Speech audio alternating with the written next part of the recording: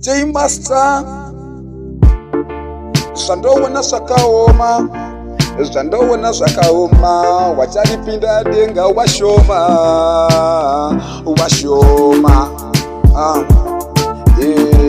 wanoripinda vashoma, wanoripinda vashoma,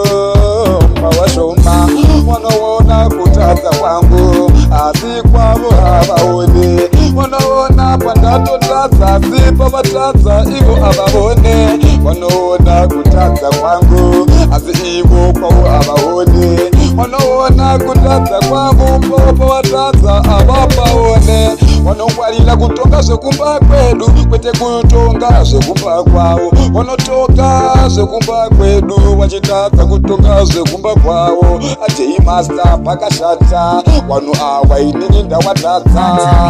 wachanditadzisa kudya kana muzuva wesadza, zvandoona munyika zvakaoma, vanoona inini pandatadza, pavatadza vapaone, vanongwarira kungoona zvangu, kungoongorora kuti ndaita sei, zvanhasi ndiri kuichita sei, vanoongorora, vanoongorora, unoona waripo muzvigona, basa ndiri kusurupudza, chandaita chisiwo kufambisa, vakungotaura, vari kungondipopotera, vachindishora, vachindinyomba, vachindiseka, nditaura vachiti hana tirwi, hana tirwi, ende zvaari kuita hazvibudirire, vanenge vachitaura,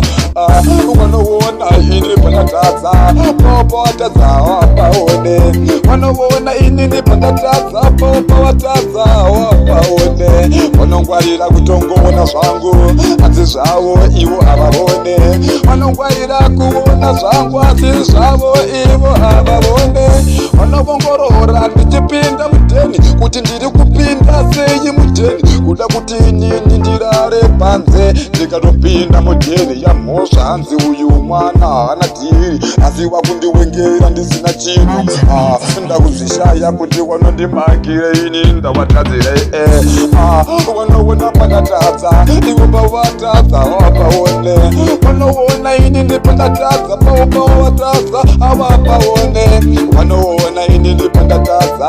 pavo pavatadza havapaone, vanoona inini pandatadza, pavo pavatadza havapaone, vanongwarira kuona zvevamwe, zvavo futi ndatiwo havamboone, kungoona chiri muziso rangu, wachitadza kuona chiri muziso ra, inini ndozvitaura, inini ndozvitaura, inini ndozvitaura, inini ndozvitaura, sakaziya ini kane ndingopopota emashoko ekuti ndingotaura, vanongwarira kuona pandatadza, popo watadza vapaone, vanoona inini pandatadza, popo watadza havapaone.